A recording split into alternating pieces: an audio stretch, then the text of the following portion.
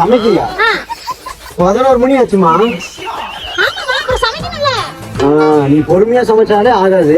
11 மணிக்கு போய் ஆத்திரமா சமைப்பறியா? பாடி ஏறி நான் கடைக்கு போறேன். என்ன இருக்குமா? நல்லாம்பட்டி, கில்மா பிரியாணி, சிக்கன் பிரியாணி எல்லா வெரைட்டியும் வாங்கி தரேன். ஏறு.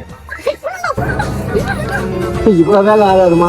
அப்படி நாங்க வந்ததாங்க துபாய் மிஸ் அர்த்தண்டிக் செட்டிநாடு ஸ்டைலுங்க. இங்க வந்து பார்த்தா 11 மணிக்கு பயங்கர கூட்டங்க. அப்படியே தடபுடன்னு ஓடி போய் நான் ஒரு இடத்த பிடிச்சி இலைய போட்டு தண்ணியை தெளிச்சு அப்படியே அண்ணா என்னென்ன இருக்கோ எல்லாத்தையும் கொண்டு வாங்கன்னு சொல்லி ஆர்டர் பண்ணிட்டாங்க. அப்படியே நம்ம அண்ணன் வந்து ஒரு பிரியாணிக்கா ஹிஸ்டரி சொன்னாருங்க. நம்ம அப்படியே இம்ப்ரெஸ் ஆகி ஆர்டர் பண்ணதுதாங்க நம்ம ஜீனத்தக்கா கில்மா பிரியாணி.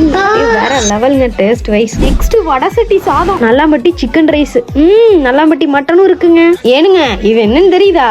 நம்ம ஸ்பெஷல் அரிசி பருப்பு. அடுத்து பாத்தீங்கன்னா மலேசியன் சிக்கன் கொத்து, பன் புரோட்டா, நெய் புரோட்டா, நூல் புரோட்டா. இது மட்டும் இல்லாம இவங்க கிட்ட நார்மல் புரோட்டாவும் இருக்குங்க. கறி தோசை, நல்லாம்பட்டி சிக்கனும் இருக்கு, இவங்க கிட்ட மட்டனும் இருக்கு.